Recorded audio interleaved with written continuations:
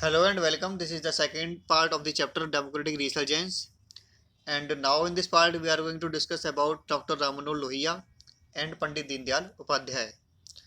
First part में हमने discuss किया था जयप्रकाश नारायण जी के बारे में. इसके अलावा दो और फिलोसफर पॉलिटिकल एक्टिविस्ट जो आपके सिलेबस में जोड़े गए हैं, डॉक्टर राममनोहर लोहिया एंड पंडित दीनदयाल उपाध्याय, जिनका 1970 और 1980s के डिकेड में इम्पोर्टेंट रोल रहता है डेमोक्रेटिक रिसर्जेंस में. So let's begin. तो पहले हम बात करते हैं डॉक्टर राममनोहर लोहिया जी के बारे में. Doctor Rammanohar Lohia was a socialist leader and thinker, freedom fighter and the founder of the Congress socialist party. देखिए, जैसे कि हम पहले ही डिस्कस कर चुके हैं कि कांग्रेस के अंदर ही बहुत सी विचारधाराएं उनको मानने वाले लोग थे, जिनमें कुछ मार्क्सवादी विचारधारा से प्रभावित थे. और जब कांग्रेस आज़ादी के बाद एक रूलिंग पार्टी के रूप में उभरती है तो इन आइडियोलॉजीज को मानने वालों को कांग्रेस से अलग होना पड़ता है. तो ये कांग्रेस से अलग होकर जो ये समाजवादी विचारक थे, ये सोशलिस्ट लीडर, जिनमें शामिल थे जयप्रकाश नारायण, आचार्य नरेंद्र देव, डॉक्टर राममनोहर लोहिया, अच्युत पटवर्धन, अशोक मेहता, ये सभी मिलकर एक अलग पार्टी अपनी फॉर्म करते हैं जिसका नाम था सोशलिस्ट पार्टी. बाद में सोशलिस्ट पार्टी स्प्लिट होती है और राममनोहर लोहिया एक अलग party Congress socialist party form करते हैं. सोशलिस्ट आइडियोलॉजी को मानने वाले इन लीडर्स की आइडियोलॉजी में हमें कुछ वेरिएशंस देखने को मिलता है. तो आगे हम देखते हैं कि किस तरीके का वेरिएशन इनकी आइडियोलॉजी में था. He was the member of Lok Sabha from 1963 to 1967. He was the editor of Mankind, known for original contribution to a non-European socialist theory. तो जैसा कि USR and other European countries में कम्युनिस्ट आइडियोलॉजी को adopt किया गया था, और राममनोहर लोहिया जी का ये कहना था कि वैसा कम्युनिज्म जैसा कि यूरोपियन कंट्रीज़ में फॉलो किया गया है, वैसा समाजवाद भारतीय संदर्भ में उपयुक्त नहीं है, क्योंकि इन कंट्रीज़ में लेबर क्लास बहुत पावरफुल रही है, जबकि भारत में लेबर क्लास उतनी पावरफुल नहीं है. भारत एक कृषि प्रधान देश है और हमारे यहाँ पर जो मेजॉरिटी है वो किसकी है? वो किसानों की है, पीजेंट्स की. तो वो सोशलिस्ट थ्योरी हमारी कंडीशंस को सूट नहीं करती है, जैसा कि यूरोपियन में फॉलो किया गया है. इसके अलावा वे जवाहरलाल नेहरू को क्रिटिसाइज़ करते थे, लेकिन जैसा कि मैं पहले ही कह चुका हूँ कि उस समय की पॉलिटिक्स में और आज की पॉलिटिक्स में डिफरेंस है. उस समय वैचारिक मतभेद तो थे, ये एक दूसरे को क्रिटिसाइज तो करते थे, लेकिन एक दूसरे के लिए म्यूचुअल रेस्पेक्ट भी थी, वे एक दूसरे का सम्मान भी करते थे. राममनोहर लोहिया ने 1962 में इलेक्शन फाइट किया था नेहरू जी के अगेंस्ट. नेहरू की कॉन्स्टिट्यूंसी थी फूलपुर, जो कि इलाहाबाद के पास है. फूलपुर से नेहरू इलेक्शन में खड़े हुए थे. इसी कॉन्स्टिट्यूंसी से इलेक्शन में खड़े हुए थे डॉक्टर राममनोहर लोहिया. तो ये दिन भर कैंपेनिंग करते थे, एक दूसरे को क्रिटिसाइज करते थे, लेकिन शाम को एक साथ बैठकर चाय भी पीते थे. तो इस तरीके की पॉलिटिक्स थी उस समय. और 1962 का इलेक्शन ये हार गए थे. इसके बाद ये 1963 में बाई इलेक्शन ये लोकसभा के मेंबर बनते हैं और 1967 तक ये लोकसभा के मेंबर रहते हैं. 67 में इनकी डेथ हो जाती है. And he is advocated the reservation of backward castes and he oppose to English. English को इन्होंने बहुत अपोज किया. इनका ये कहना था कि जिस तरह की अंग्रेजियत हमारे सिस्टम का पार्ट बन रही है और एक नई इंग्लिश क्लास उभर कर आ रही है, वो भारतीय समाज के लिए ठीक नहीं है. जो अंग्रेजी बोलने वाली क्लास है उसका एक अलग प्रभुत्व देखने को मिल रहा है. इंग्लिश एक अलग स्टेटस सिंबल बन गई है, जो कि भारत के लिए ठीक नहीं है, और इन्होंने मातृभाषा को अपनाने पर जोर दिया. Rammanohar Lohia has been one of the main proponents of socialism in India. He champion the idea of democratic socialism. जो राममनोहर लोहिया जी की फिलॉसफी थी, आइडियोलॉजी थी, वो थी डेमोक्रेटिक सोशलिज्म. और यहाँ हम नेहरू की आइडियोलॉजी को देखें तो उनकी आइडियोलॉजी भी थी डेमोक्रेटिक सोशलिज्म. लोकतांत्रिक समाजवाद में वो विश्वास करते थे। लेकिन ये दोनों ही एक दूसरे को क्रिटिसाइज भी करते थे, दोनों में वैचारिक मतभेद बहुत ज़्यादा थे। डेमोक्रेटिक सोशलिज्म का यहाँ मतलब है सोशलिज्म थ्रू डेमोक्रेसी, जबकि सिर्फ सोशलिज्म की अगर हम बात करें तो उनका मानना था कि रेवोल्यूशन के थ्रू चेंज आएगा, जबकि डेमोक्रेटिक सोशलिज्म में ये माना जाता है कि चेंज डेमोक्रेटिक तरीके से आएगा, जिसमें पावर लोगों के हाथों में होगी। और इस डेमोक्रेटिक सोशलिज्म के थ्रू ना सिर्फ पॉलिटिकल फ्रीडम लोगों को मिलेगी बल्कि इकोनॉमिक फ्रीडम भी लोगों को मिलेगी। The economic objective in form of food and housing and the non economic objective in form of democracy and freedom. इनका ये कहना था कि जब तक इकोनॉमिक फ्रीडम लोगों को नहीं मिलेगी तब तक पॉलिटिकल फ्रीडम का कोई मीनिंग नहीं है। तो इस तरह इन्होंने उस इक्वलिटी की बात की जिसमें सबसे पहले इकोनॉमिक फ्रीडम होनी चाहिए, क्योंकि आप कितनी भी पॉलिटिकल फ्रीडम की बात कर लीजिए, जब तक लोग अपनी बेसिक नीड्स फुलफिल नहीं कर पा रहे हैं, उनकी ज़रूरतें पूरी नहीं हो पा रही हैं, तब तक पॉलिटिकल फ्रीडम का, पॉलिटिकल इक्वलिटी का, जैसे कि हमारे कॉन्स्टिट्यूशन में फंडामेंटल राइट के रूप में हमको दी गई हैं, उनका कोई मीनिंग नहीं है। तो एटलीस्ट हाउसिंग एंड फूड की ज़रूरतें जो है वो सभी की पूरी होनी चाहिए, ऐसा इनका कहना था। ही एडवोकेटेड चौबोज राजनीति। चौबोज राजनीति को हम इंग्लिश में कहेंगे 4 pillars politics. So he advocated 4 pillars politics as well as socialism at centre, region, district and village. तो इस तरह इन्होंने कोऑपरेटिव फेडरलिज्म की बात की, जिसमें इन 4 लेवल्स पर centre, region, district and village में आपस में कॉपरेशन होगा, जिससे सही मायनों में डेमोक्रेसी इस्टेब्लिश होगी। Then he talk about affirmative action. Affirmative action means government इस तरीके की पॉलिसीज बनाएगी जिससे डाउन ट्रेडन सोसाइटी का अपलिफ्टमेंट होगा, जिसमें इन्होंने रिजर्वेशन की बात की। ये रिजर्वेशन सिर्फ डाउन ट्रेडन सोसाइटी को ही नहीं बल्कि women and non religious minorities को भी मिलना चाहिए। इस तरह इन्होंने एफर्मेटिव एक्शन के through downtrodden society, women and non religious minorities के अपलिफ्टमेंट की बात की। इसके अलावा चौबोज राजनीति में इन्होंने ये कहा कि सभी पार्टियों को मिलाकर एक पार्टी ऑफ सोशलिज्म बने और पॉलिटिक्स की कमान ये पार्टी संभाले। इस पार्टी ऑफ सोशलिज्म के 3 सिंबल्स होंगे। Number 1 is spade. Meaning of this, prepare to make efforts. Number 2 vote, power of voting, democratic power इससे मिलनी चाहिए through voting. And third is prison, means willingness to make sacrifices. मतलब आप मेहनत करने के लिए तैयार हैं, आप सेक्रीफाइस करने के लिए तैयार हैं, और जब आप मेहनत करेंगे, सेक्रीफाइस करेंगे, तो वो फ्रीडम आपके पास अपने आप आ जाएगी, जैसी फ्रीडम आप चाहते हैं। तो ये था डेमोक्रेटिक सोशलिज्म राम मनोहर लोहिया जी के बारे में, जो कि आपको ब्रीफ में देने की कोशिश की है यहाँ पर। और इसके अलावा इनके बारे में आप पढ़िए, नेट पर सर्च कीजिए। ये तो बहुत शॉर्ट में मैंने यहाँ पर बताने की कोशिश की है आपके रिवाइज सिलेबस के अकॉर्डिंग। अब हम बात करेंगे पंडित दीनदयाल उपाध्याय जी के बारे में। पंडित दीनदयाल उपाध्याय जी आरएसएस, राष्ट्रीय स्वयंसेवक संघ, भारतीय जनसंघ एंड बीजेपी तीनों से एसोसिएट रहे हैं। इन तीनों के बारे में आप जानते हैं, लेकिन थोड़ा ब्रीफ में आपको यहाँ दे देता हूँ। आरएसएस, राष्ट्रीय स्वयंसेवक संघ, एक हिंदुत्व विचारधारा पर आधारित एक संगठन है जो कि राष्ट्र के लिए पूर्ण रूप से समर्पित है। और इस ऑर्गेनाइजेशन की जो पॉलिटिकल विंग बनाई गई थी वो थी भारतीय जनसंघ, और भारतीय जनसंघ से बनती है भारतीय जनता पार्टी, बीजेपी। तो भारतीय जनता पार्टी की पेरेंट पार्टी हुई भारतीय जनसंघ, और भारतीय जनसंघ का पेरेंट ऑर्गेनाइजेशन हुआ RSS, Rashtriya Swayamsevak Sangh. And Pandit Deendayal Upadhyay was the member of RSS, और इन्होंने लीड किया भारतीय जनसंघ को। जो कि बाद में भारतीय जनता पार्टी के रूप में उभर कर सामने आती है।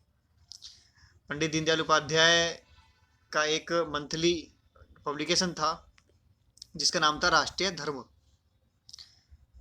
इसके अलावा ये भारतीय जनसंघ के प्रेसिडेंट रहे 1967 टू 1968, और 1963 में पंडित दीनदयाल उपाध्याय जी की ने इलेक्शन लड़ा, और फरवरी 1968 में मिस्टीरियस सर्कमस्टेंसेस में इनकी डेथ हो जाती है। डेथ कैसे हुई इसका क्लियरली आज तक पता नहीं चल पाया है, लेकिन ऐसा माना जाता है कि जो अलग विचारधारा को मानने वाले जो लोग थे उन्होंने इनकी हत्या की। इनकी बॉडी मिली थी मुगल सराय जंक्शन के पास, जो कि वाराणसी के पास है। और इस तरह आपको बहुत से एग्जाम्पल ऐसे देखने को मिलेंगे जिन्होंने आजीवन देश की सेवा की, बहुत साधारण जीवन व्यतीत किया, लेकिन अंत में स्वार्थपरस्त लोगों के द्वारा उनकी हत्या की गई। इसी तरह का एक एग्जाम्पल डॉक्टर श्यामा प्रसाद मुखर्जी का है। उनकी भी डेथ इसी तरीके से एक मिस्ट्री बनी हुई है जिसका आज तक पता नहीं चल पाया है। तो आप पढ़िए इनके बारे में, इनके त्याग के बारे में। और इसके अलावा 50 साल बाद उस मुगल सराय रेलवे स्टेशन जहाँ पर इनकी डेथ हुई थी, अब उसका नाम 2018 में नाम चेंज कर दिया गया है और उसका नाम कर दिया गया है दीनदयाल उपाध्याय जंक्शन, मतलब इनके नाम पर कर दिया गया है। Pandit Deendayal Upadhyay was a philosopher, socialist, economist and politician. और जो उनकी फिलॉसफी है वो है इंटीग्रल ह्यूमनिज्म, एकात्म मानववाद। एकात्म मानववाद जिसके केंद्र में व्यक्ति है और व्यक्तियों से मिलकर बनता है परिवार, और परिवारों को जोड़कर बनता है समाज, और समाज से राष्ट्र, और राष्ट्र से विश्व, और विश्व के बाद अंततः ब्रह्मांड इसमें समन्वित है। मतलब व्यक्ति से विकास होता है परिवार का, परिवारों से विकसित होगा समाज, और समाज से विकास होता है राष्ट्र का, और राष्ट्र से विश्व का, और फिर विश्व से अंततः ब्रह्मांड का विकास होगा। ऐसा एकात्म मानववाद मानता है, यानी पूरे ब्रह्मांड के लिए एकीकृत कार्यक्रम की यह संस्तुति करता है एकात्म मानववाद। और इस एकात्मकृति में प्रत्येक कारक का विकास क्रमिक होगा, सभी एक दूसरे से जुड़कर अपना अस्तित्व बनाए रखेंगे। मतलब व्यक्ति से बनता है परिवार, परिवार से समाज, समाज से राष्ट्र, राष्ट्र से विश्व, और विश्व से अंततः ब्रह्मांड। ये सभी एक दूसरे से जुड़े रहेंगे और अपना अस्तित्व बनाए रखेंगे। इसके अलावा एकात्म मानववाद मनुष्य के शरीर, मन, आत्मा, बुद्धि सभी के विकास की बात करता है। पंडित दीनदयाल उपाध्याय जी ने पश्चिम की दोनों विचारधाराओं, पूंजीवाद और समाजवाद, दोनों को ही अधूरा माना। उनका मानना था कि ये दोनों ही विचारधाराएं सिर्फ मनुष्य के शरीर और मन के विकास की बात करती हैं, जो कि अधूरी हैं, जबकि एकात्म मानववाद शरीर और मन के विकास के साथ साथ व्यक्ति की आत्मा और बुद्धि के विकास की बात भी करता है, जिससे इन सभी के विकास के द्वारा व्यक्ति अपने संपूर्ण लक्ष्य, धर्म, अर्थ, काम और मोक्ष, इनकी प्राप्ति करेगा। एकात्म मानववाद न सिर्फ राजनीतिक बल्कि सामाजिक और आर्थिक लोकतंत्र एवं स्वतंत्रता की बात करता है। इसके अलावा अंत्योदय मीन्स समाज के सबसे निचले पिछड़े हुए व्यक्ति का विकास सुनिश्चित होना चाहिए। प्रत्येक व्यक्ति का न सिर्फ भौतिक विकास बल्कि आध्यात्मिक विकास भी होना चाहिए, क्योंकि प्रत्येक व्यक्ति में ईश्वर का वास होता है, ऐसा इनका मानना था। सभी मनुष्य उस ईश्वर का अंश हैं, अतः व्यवस्था ऐसी हो जिससे समाज के सबसे निचले व्यक्ति के जीवन में सुधार हो, उसका विकास हो सके, और इस तरीके से उन्होंने शक्ति के विकेंद्रीकरण पर बल दिया। तो इस तरह एकात्म मानववाद व्यक्ति से समाज, समाज से राष्ट्र का विकास एवं राष्ट्र की एकता एवं अखंडता में विश्वास रखते हुए विश्व बंधुत्व की बात करता है। सर्वे भवन्तु सुखिनः, सर्वे सन्तु निरामयाः, सर्वे भद्राणि पश्यन्तु मा कश्चित् दुःखभाग् भवेत्। उनका ये मॉडल जो है विश्व वसुधैव कुटुंबकम, पूरे विश्व को परिवार मानता है। उनका ये मॉडल पूंजीवाद और समाजवाद के संघर्षों से आगे बढ़कर पूरे विश्व के कल्याण की बात करता है। ये पूरे विश्व के सुख की संकल्पना पर आधारित है, जिसमें व्यक्ति, परिवार, समाज, राष्ट्र सभी का अस्तित्व सुरक्षित है और प्रत्येक आपस में जुड़कर समष्टि की संकल्पना को साकार रूप देते हैं। The aim of integral humanism is to ensure dignified life for every human being. तो इस तरह इंटीग्रल ह्यूमनिज्म का एम एक ऐसी सोसाइटी की तरफ था जिसमें हर इंडिविजुअल डिग्निटी के साथ सम्मानपूर्वक जीवन जी सके और इंडिविजुअल एंड सोसाइटी के बीच का बैलेंस बना रहे। उन्होंने सपोर्ट किया sustainable consumption of natural resources. उनका कहना था कि हम प्रकृति से सिर्फ उतना ही लें जितने की ज़रूरत हो। तो इस तरह इंटीग्रल ह्यूमनिज्म ना सिर्फ पॉलिटिकल डेमोक्रेसी एंड फ्रीडम की बात करता है बल्कि economic and social democracy and freedom की बात भी इंटीग्रल ह्यूमनिज्म करता है, क्योंकि जैसा कि इनका कहना है कि आप प्रकृति से सिर्फ उतना ही लें जितने की ज़रूरत है, तो इससे एक तो सस्टेनेबल डेवलपमेंट को बढ़ावा मिलेगा और दूसरे इससे समाज में आर्थिक और सामाजिक असमानता की खाई जो बढ़ती जा रही है वो भी कम होगी और इससे पॉलिटिकल डेमोक्रेसी और फ्रीडम को भी बढ़ावा मिलेगा।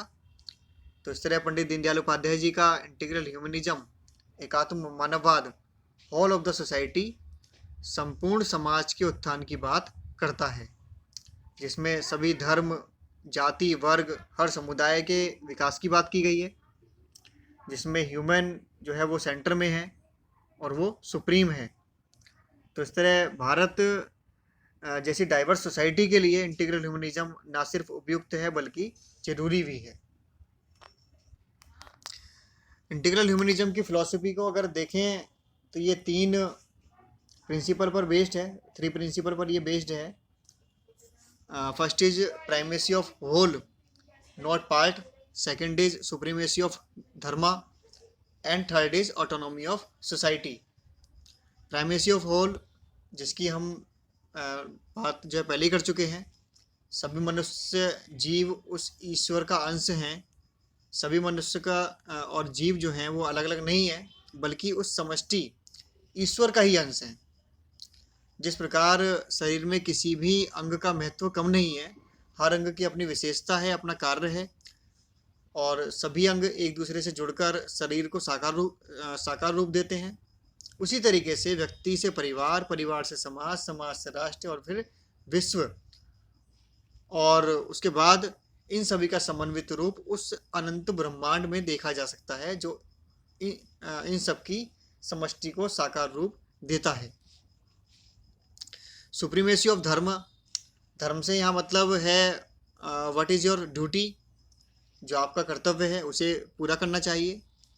ऑटोनॉमी ऑफ सोसाइटी जिसमें हर व्यक्ति चाहे वो किसी भी समुदाय से है, किसी वर्ग, जाति, धर्म से है, सभी की इम्पोर्टेंस यहाँ पर है और इस तरीके से जो सोसाइटी बनेगी वो एक ऑटोनॉमस सोसाइटी होगी। इसके अलावा इन्होंने वेस्टर्न कैपिटलिज्म जिसमें इंडिविजुअलिज्म, व्यक्तिवाद को बढ़ावा दिया गया है, उसका अपोज किया। इन्होंने मार्क्सिस्ट सोशलिज्म को भी अपोज किया। दीनदयाल उपाध्याय जी ने कहा कि ये दोनों ही आइडियोलॉजी, कैपिटलिज्म एंड सोशलिज्म, सिर्फ मेटेरियलिस्टिक पर्पज, भौतिकवादी जरूरतों को ही पूरा कर रही हैं। ये सिर्फ ह्यूमन बॉडी की नीड्स को ही पूरा कर रही हैं, जबकि स्पिरिचुअल डेवलपमेंट भी उतना ही जरूरी है for complete development of human being. इस सब के बारे में हम पहले डिस्कस कर चुके हैं। तो इस तरह इन्होंने कैपिटलिज्म एंड सोशलिज्म दोनों को ही क्रिटिसाइज करते हुए कि ये इंडियन कॉन्टेक्स्ट को सूट नहीं करती हैं, इंटीग्रल ह्यूमनिज्म की फिलॉसफी को सामने रखा, जिसके द्वारा स्पिरिचुअल डेवलपमेंट को ध्यान में रखते हुए एक सोशलिस्टिक सोसाइटी इस्टेब्लिश की जाएगी। So basing his philosophy on the integral conscience, pure human soul to be called Chitti, Dindayal Upadhyay envisaged a classless, casteless and conflict-free social system. तो इस तरह हमने इस वीडियो में डॉक्टर राममनोहर लोहिया जी एंड पंडित दीनदयाल उपाध्याय जी के बारे में देखा। उनको ब्रीफ में आपके रिवाइज सिलेबस के अकॉर्डिंग मैंने यहाँ रखने की कोशिश की है। इन सभी फिलॉसफीज़ के बारे में जिनके बारे में हमने बात की, जयप्रकाश नारायण, राममनोहर लोहिया, पंडित दीनदयाल उपाध्याय, इन सब के थॉट्स सोशल चेंज मूवमेंट्स का कारण बनते हैं। जो 1970s की और 80s की पॉलिटिक्स में जो नए थॉट्स सामने आए, जिन्होंने कांग्रेस को चैलेंज किया उनकी आइडियोलॉजी का बेस ये थिंकर थे जिनकी हमने बात की, जयप्रकाश नारायण जी, राममनोहर लोहिया और पंडित दीनदयाल उपाध्याय जी। तो ये बहुत शॉर्ट में था और मेरा सजेशन है कि आप इनके बारे में नेट पर और ज़्यादा सर्च कीजिए और इनके बारे में समझने की कोशिश कीजिए ज़्यादा से ज़्यादा।